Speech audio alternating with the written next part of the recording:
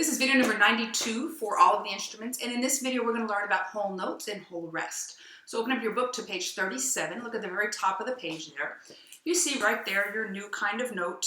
I'm just going to draw it right here. It's just an empty circle. That's a whole note, okay? A whole note will get 4 beats. Now here's the thing, you can't have a whole note in 2/4 time.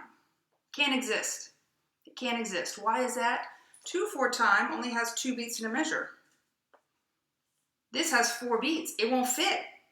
You can't have a whole note in 3/4 time. It won't fit. Okay? Oh, and you can, of course, have it in 4/4 time, but it's going to be the only thing in the measure. Okay? 4 whole beats. So if you thought half notes were slow, and then you thought, Dad, half notes, that's so difficult. Now, a whole note, oh my gosh, this is going to be really hard to play. There's a reason that you haven't learned these till now. It is more difficult to play slow notes. At this point, let's hope that you have good enough bow control to be able to pull a straight bow very slowly. Okay? Now, we'll play whole notes here in just a minute, but we also now have to talk about whole rest. Okay? Whole rests are kind of different. You would think, oh, that's easy if it's 4 beats of rest. Not necessarily. Okay? If you look in your little definition in your book, a whole rest gets a whole measure of silence. Okay, well done, that's 4. No. What if we are in 3/4 time? How many beats does a whole rest get? A whole measure. So in this case, a whole rest will get 3 beats. In this case, a whole rest will get 2 beats. And in this case, a whole rest will get 4 beats. What about this? It's not a time signature you've seen before, but it does exist. Here, a whole rest gets 6 beats. However long the measure is, that's how long the rest is. Now, does not work the same for whole notes. Whole notes get 4 beats as long as you're in a time signature with a 4 on the bottom, okay? A whole note gets 4 beats. If you're in 3/4 time, you should never see a whole note because it doesn't fit in that measure. However, in 3/4 time, you can see a whole rest because a whole rest is not determined by, the whole rest is determined by how many beats are in a measure because it gets a whole measure. It's a little tricky for people to get that. Now, the other thing that's tricky about a whole rest, let's erase these whole notes, this whole note. The other thing that's tricky about a whole rest is it looks very similar to a half rest. This is a half rest. See the difference? Okay, they both are dealing with this space area right here. The half rest sits on top, the whole rest sits on the bottom. Okay? Now, sorry, my half rest is not really perfect here. There we go, that's a little bit better. So I heard the whole, this looks like a hat, when I was a little kid, half a gentleman, I didn't get that. One of my students did this. Now, it doesn't really work because it's the spelling, but let's just take whole. Think about this. The whole rest makes a whole. So if you've got somebody, walking, they could fall in this hole. Here's a hole right there. Okay?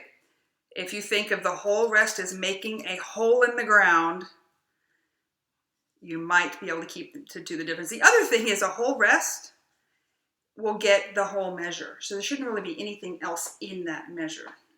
Okay? That is true with trickier time signatures, okay? But typically, if this is there, there's going to be other notes. If it's a half rest, there's going to be other notes. This is just for now until you get super advanced. If it's a whole rest, it's going to be the only thing in the measure because measure, okay? There are a few exceptions. I don't want to confuse you with that now because that's not until you're really advanced and playing in time signatures like 6/4 time and all that kind of stuff, okay? So a whole rest will get a whole measure. It might be 4 beats, it might be 3 beats, it might be 2 beats. A whole note will get 4 beats, and it will not exist in 3/4 time or 2/4 time, okay? Now, so look at 150, and as I play 150, I'm gonna play on a viola today. As I play 150, I want you to bow in the air like this. How slow you have to go for a whole note and a whole rest. You're not going to be moving your arm at all. Okay, so we're going to do this at the speed of, 76, because whole notes are kind of hard to do. Whole notes are kind of difficult to do. So your bow right this, don't shadow bow in the air like this. So this is what you're going to do. 1, 2, 3, 4. See how slow the bow goes, okay? 150, bow in the air while I play. 1, 2, 3, 4. Go. 1, 2, 3, 4. 1, 2, 3, 4. 1, 2, 3, 4. 1, 2, 3, 4. 1 tay, 2 tay, 3 tay, 4 tay, off. Okay? So now I want you to play 150 with me. We're going to play an open D, of course. So your bow's on the string now. Play 150 and see just how good a sound you can get on such a slow bow. And 1, 2, 150. 1, 2, 3, 4. Slow bow. 3, 4. 1, 2, 3, 4. 1 tay, 2 tay, 3 tay, 4 tay. 1 tay, 2 tay, 3 tay, 4. 1 tay, 2 tay, 3 tay, 4 tay. Okay, let's go into 151, and we are going to shadow bow this first. We need to look at the key signature. The key signature is C major. So everyone starts off with an F natural. Now violins, the violas and cellos just learn to play on their C string. They learned a new kind of F natural. I'm playing on a viola, so I'm playing really very low. Violins, you can do this, but you've got to make sure your first note, this is violins only, you start with a low 2 on the D, okay? Violas, you're starting with 3 fingers on the C string, right? Cellos, you're starting with 4 fingers on the C string, and bass, you're starting with 2 on the D, okay? Nothing brand new for bass or violins other than the whole note and whole rest. Violas and cellos, it's new notes. It's the ones you just learned in the previous videos, okay? Shadow bow, 151. F is your first note, slow bow, and 1, 2, shadow bow, go. F, 2, 3, 4. E, 2, 3. Now D. 1, 2, 3, 4. Now C. 1